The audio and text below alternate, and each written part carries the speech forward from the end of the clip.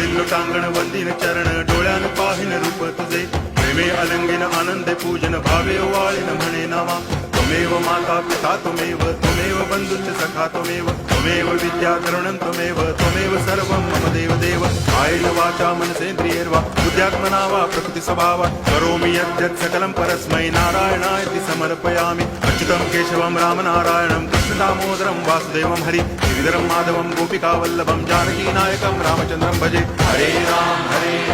Ram Ram Hare Hare Hare Krishna